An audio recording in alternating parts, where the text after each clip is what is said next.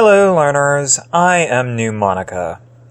This time around, I'm really just talking about narrative in Cyberpunk, mostly complaining about narrative that comes up a lot. It's not that all Cyberpunk does this, it's that it happens often enough that it just gets really obnoxious.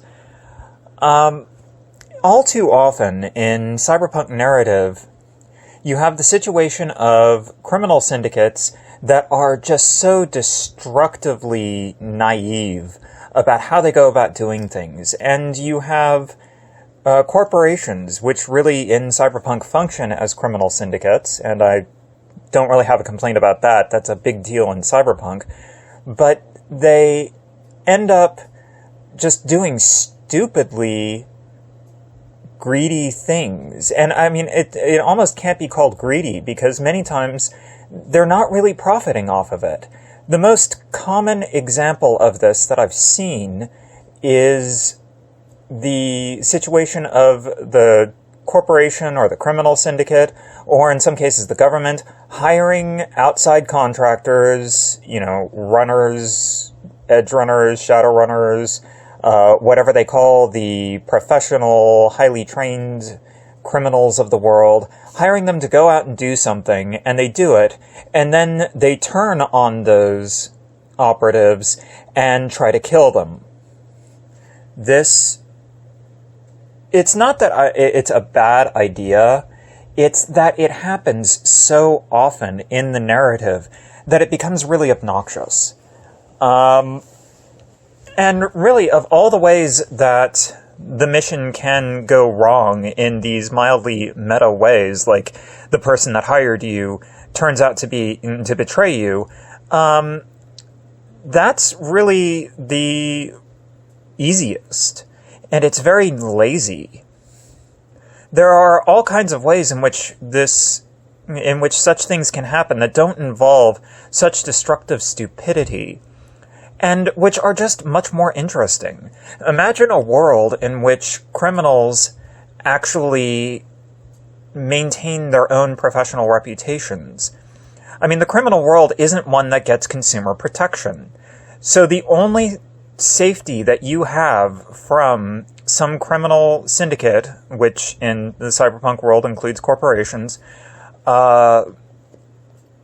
turning on you and becoming and betraying you, is their reputation. Have they done this before? Are they trustworthy? Have they demonstrated themselves to be trustworthy? Breaking from this, really, you can only break your word once, and then it's not worth anything. And there are so many other ways of doing it. And so for writers out there and creators out there, consider alternative ways. For instance, you have the situation of corporation, criminal syndicate, government, religious group, it doesn't matter. They hire operatives to go out and do some criminal action, and then those operatives go out, they come back, and they're setting up for the meet to hand over the deliverable and get their payment, when all of a sudden some other force steps in, kills the agents of the client, and in the fracas, the runners end up with both the payment and the deliverable, and a client who only knows that their field team disappeared at the meet. Like, they all flatlined at the meet. This, all of a sudden, in a world where your professional reputation is actually important, all of a sudden, those runners are burned. They are now, as far as the corporation or the criminal syndicate or whoever hired them is concerned, those are the people who betrayed them. And now it is up to those operatives to try to figure out what happened, to try to clear their name, to try to get the deliverable to the client if possible and if useful, and to try to just damage control everything that is going on. This plotline is much more interesting. It And this isn't a situation of trying to make Cyberpunk nicer. I mean, I am kind of a fan of post-Cyberpunk, but this isn't making Cyberpunk nicer. It's actually making it a lot harsher, because you actually have to have a reputation as a reliable criminal in order to get on in the criminal world. And now that's been jeopardized because of the actions of a third party interdicting the actions of somebody probably more unscrupulous than our criminal heroes. And it's plotlines like that that are much more interesting. Unfortunately, quite often, that's not the way it goes. And, I mean, I'm not going to call out Shadowrun specifically for this, but yeah, Shadowrun's pretty thick with it. But it's not the only one. A lot of the literature has situations like this, where especially the corporations, simply will not deal with outsiders as if they were legitimate contractors.